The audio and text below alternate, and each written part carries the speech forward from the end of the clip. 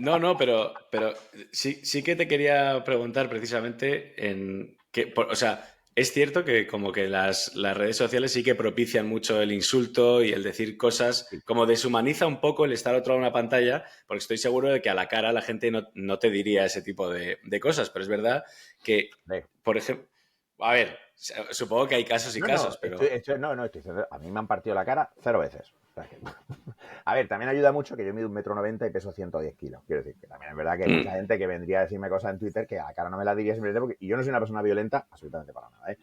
Pero no solo lo que tú dices de deshumanizar, que es completamente correcto, es que hay más elementos implicados. El análisis funcional del contexto de las redes es muy interesante, porque tú piensas que se juntan una serie de cosas. En primer lugar, como tú dices, esa distancia, ¿no? El hecho de que muchas veces tú no estás hablando con una persona, estás hablando con un avatar que puede ser tu foto, como en mi caso, pero también puede ser, pues yo qué sé, un personaje de manga. Un nombre que no tiene por qué ser real. Tú en realidad no tienes la más mínima pista muchas veces de con quién estás hablando, con lo cual es más fácil no humanizarlo. Pero es que además tú tienes cosas como... hay un concepto básico para tus oyentes que es el coste de respuesta. Las personas cuando tenemos que discriminar en psicología no quiere decir ser votante de Vox, quiere decir ser un racista, quiere decir elegir. Cuando yo tengo varias conductas posibles en una situación determinada y yo discrimino cuál voy a realizar, uno de los criterios más importantes es el coste de respuesta. ¿Qué respuesta tiene un coste menor para mí?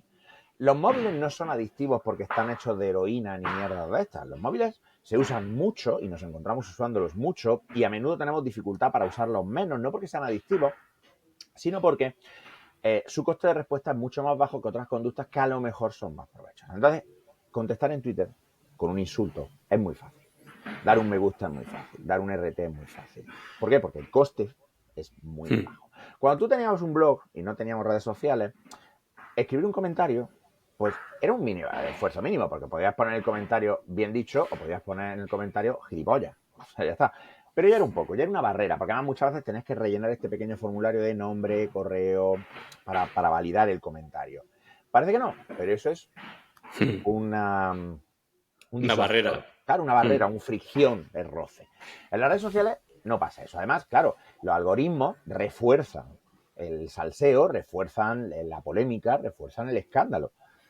Entonces, yo entiendo que haya gente que piense que yo soy provocador como una cosa deliberada porque, claro, da la casualidad de que eso es lo que funciona. Pero yo era provocador mucho antes de que hubiese redes sociales, así que tampoco será eso. Pero es verdad, porque yo en el blog era lo mismo, ¿vale? Y en el blog te leían 4 gatos, literal. Claro, tú sabes, la gente que tiene audiencia de cientos de miles en un blog, normalmente es porque lleva años y años y años y años ahí haciendo ese trabajo, ¿no? Entonces, las redes sociales lo que son es un entorno sobre todo muy, muy dirigido a la respuesta irreflexiva, a la respuesta instintiva. Por ejemplo, la mayor parte de la gente que comparte cosas no pasa el titular. Lees el titular, encaja con lo que tú piensas, lo compartes. Luego resulta que era un bulazo, pero ahí está, ya te lo has comido. Ojo, me ha pasado a mí también, ¿vale? Porque además, leer y verificar, pues es un trabajo, es más coste de respuesta, cuesta más. Claro, el trabajo, el desafío que tenemos ahora, creo yo, es cómo hacemos para incentivar que la gente aprenda a discriminar fuentes fiables, cómo hacemos para cambiar el coste de respuesta para que el comentario irreflexivo... Por ejemplo, hay un experimento muy chulo que hizo, además, una cría, no sé si de 14 o 16 años, una cosa así, que fue sencillamente meter un pequeño script en el que tú, antes de enviar un comentario, simplemente te preguntas, ¿estás seguro de que esto es lo que quieres decir de esta manera? Ya está. Pues encontraron que en los foros en los que esto se había aplicado, se hizo un ensayo en un foro local, resulta que el tono bajaba una barbaridad. Simplemente teniendo un pequeño recordatorio de, ¿estás seguro de que esto es lo que quieres decir de la manera que lo quieres decir? Ya está. La demora es quizá uno de los componentes del comportamiento que más necesitaremos aprender para poder cambiar, si queremos cambiar, si no queremos cambiar, pues ya está. Cómo estamos en redes sociales hoy día. Y eso creo que es una cosa que está infravalorada y se pone mucha responsabilidad en las plataformas. Las plataformas no tienen ningún incentivo para hacer las cosas bien. Ninguno. Al contrario, tienen todos los incentivos para hacerlo mal. Somos nosotros los que tenemos que desincentivar esos comportamientos y eso pasa por modificar nuestro propio comportamiento y eso es una putada. Sí, yo es algo que he notado también que, bueno, subiendo los vídeos de este podcast, en cuanto tienen más de X visitas y hay algún comentario, suele ser negativo. O sea, ¿Verdad? Es es como en Twitter. acojonante. A partir de 100 retweets te asignan un subnormal de oficio quieren Sí. insultarte. O sea, eso, yo de hecho ya hay mucha gente, yo conozco, no en mi caso, yo no en mi caso porque no lo tengo sistematizado, pero yo conozco gente que en cuanto llega a 100 RT, silencian el hilo, automáticamente. O sea, llegan 100 RT, silencia el hilo porque ya va a llegar en la horda y van a llegar a joder la marrana. Y yo he habido hilos en los que he puesto cosas, fíjate que en realidad ni siquiera son controvertidas porque sean negativas o insultantes, sino porque simplemente van en contra de las opiniones comunes de la gente acerca de la psicología. Por ejemplo, una de las cosas que más odio me han traído, sin Ujú. ser una cosa particularmente excepcional, es decir, la infancia no es un periodo especialmente importante en la vida de las personas. Ya está. No es que no sea importante, sino que es igual de importante que la adolescencia y la edad adulta. Las cosas que te pasan en la infancia son aprendizajes y muchos de esos aprendizajes se van a quedar contigo y otros muchos no. Y no pasa Ujú. nada. Y la peña engoriladísima, es que estás negando que existe el abuso infantil. ¿Qué dices? Es que estás negando que hay gente que sufre. ¿Qué dices? Y es lo que tú dices, a partir de un cierto número de interacciones aparece el tontaco que no sabe leer, o la tontaca, y te tal. Y fíjate, ya eso es simplemente una cuestión de buscar, yo creo que la respuesta emocional. Carol Tabris dice una cosa, hay un libro buenísimo que se llama, no sé si está traducido, Anger, the Misunderstood Emotion, ira, ¿no? La emoción incomprendida, que dice que es que una de las Ujú. cosas que no tenemos presentes es que en el momento, a corto plazo, la ira es muy reforzante. Porque la ira nace de la percepción muchas veces de injusticia y automáticamente esto te sitúa a ti en el lado de los justos. Ujú. Internet y las redes sociales funcionan mucho a base de indignación porque la indignación nos hace sentirnos bien con nosotros mismos. Yo me indigno porque alguien es malo y por tanto yo soy bueno. Y la indignación me hace sentir virtuoso. Y por eso, en Twitter, en cualquier red social, lo que más mueve pues, es el hateo y es la polémica y es la bronca, porque la gente se Ujú. siente, se autovalida, se siente validada a base de expresar eso. Yo puse el otro día pusieron el otro día una charla que yo di de por qué los psicólogos creemos en mierda. O sea, una revisión de evidencia de por qué los psicólogos hacen práctica no basada en la evidencia. Y lo mismo gente, además gente que no tiene ni puta idea de psicología, viniendo aquí a enmendarme la plana. ¿Quién dice que no hay una epidemia de salud mental? Coño, lo dicen los datos, los que he mirado y tú no. O sea, esos datos. Y todo esto, claro, como te decía, el coste de respuesta es muy bajo. Esto no me lo dicen en la Ujú. cara, pero no me lo dicen en la cara no porque yo soy un tío grande intimidatorio, sino porque, claro, es que delante de mí estás delante de un psicólogo. El tío que sale en el vídeo no es humano. Ya. No es que no sea Ujú. un psicólogo. Es que no es humano, tío. Es que no es humano. Ahí también te quería preguntar por qué muchas veces cuando estás en, que es algo que yo llevo unos años intentando no hacer, pero hay veces que caes en ello, ¿no? Cuando tienes una opinión, ¿por qué la identificamos como si fuese parte de nosotros? O sea, cuando tú tienes una opinión y alguien la ataca, no, no la ataca, pero bueno, sí, da argumentos en contra, es como que te están atacando a ti muchas veces y ¿Correcto? yo creo que deberíamos tener la capacidad de joder, pues analizar si de verdad lo que está diciendo la persona es válida y poder cambiar de opinión para Claro, tener lo que pasa conversaciones es de que verdad. aquí entra un mix concreto. No todas las opiniones son iguales, ¿vale? Ujú. Que hay un tío que hace cómics web, que yo sigo hace muchísimos años y que es muy conocido, seguro que lo conocen muchos de nuestros oyentes, que se llama The Oatmeal. Es un tío que hace unos cómics muy brutos, muy graciosos. Y el tío hizo una vez un cómic sobre esto que era muy interesante. No todas las creencias son iguales. ¿Por qué? Porque hay algunas que efectivamente son identitarias.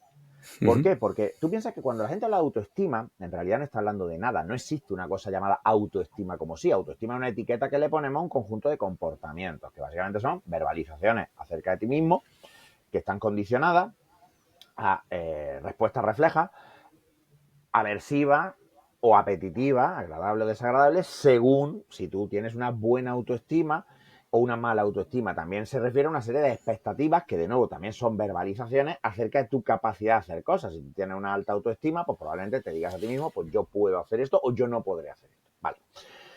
Algunas de estas creencias son parte de tu identidad y otras no. Y el tío sabe un ejemplo que a mí me parecía magistral. Si él te, por ejemplo, existe la historia de que George Washington tenía los dientes de madera, porque bueno, las prótesis en aquella época eran las que eran, pues no.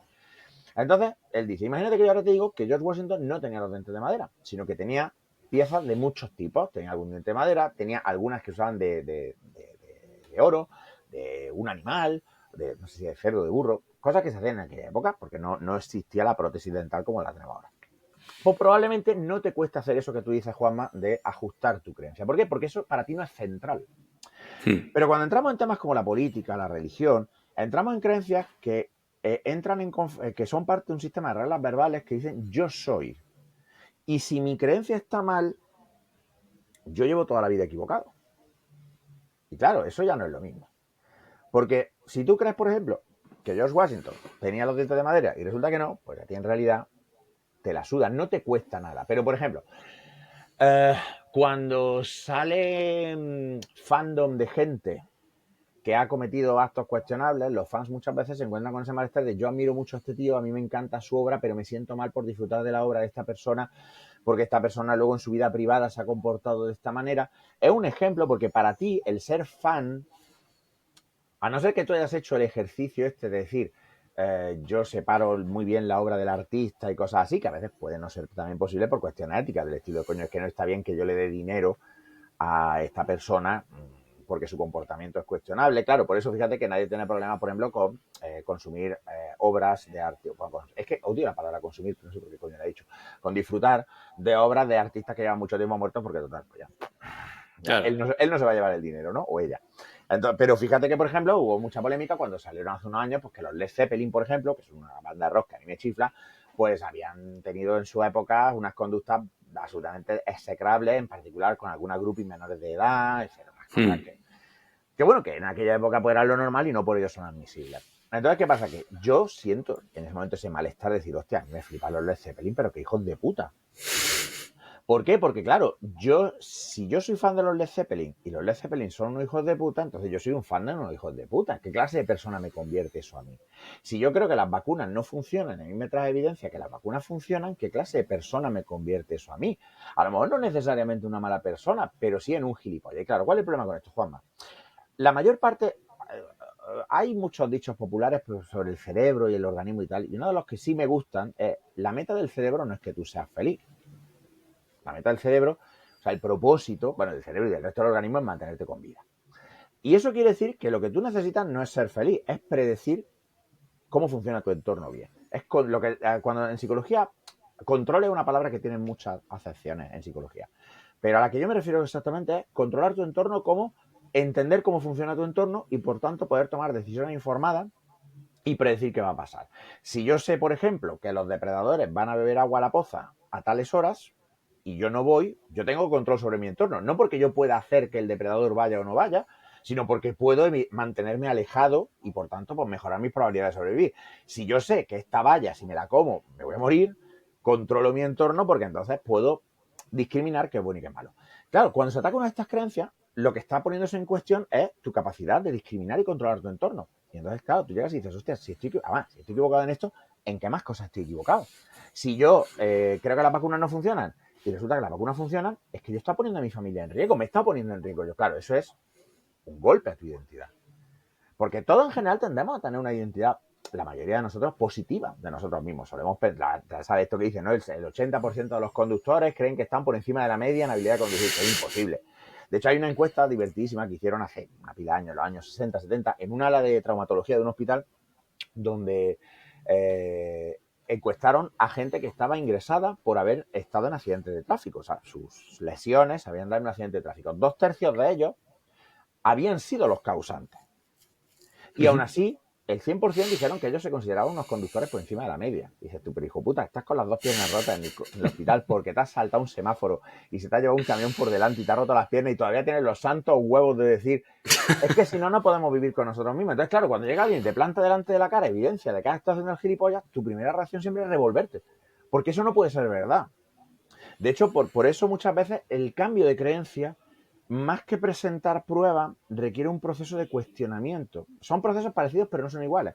No es tanto el plantarle las pruebas en la cara, como el señalarle la inconsistencia de su creencia y que él poco a poco vaya escarbando hasta que él pueda dar ese paso. El cambio de creencia es una cosa, es un proceso en un sentido individual, no puede ser forzado. Y por eso muchas veces cuando presentamos pruebas, lo que hacemos en realidad es reforzar la creencia del otro, porque el otro necesita aferrarse a eso, porque como tú dices, se juega la propia autoestima. ¿Y qué métodos recomiendas para, pues para darte cuenta de que igual sí que has estado equivocado y llevarlo, digamos, lo mejor posible, porque yo también creo lo que dices tú de, joder, si ya me he equivocado en otras cosas y otras veces, ¿por qué no me voy a estar equivocando en esto? O sea, en ese sentido creo que sí que hay que ser un poco escéptico a veces de uno mismo o de lo que te han dicho, Hay que ser pero... completamente escéptico. O sea, yo siempre digo que, y de lo que diga yo, el primero. Claro. Ujú.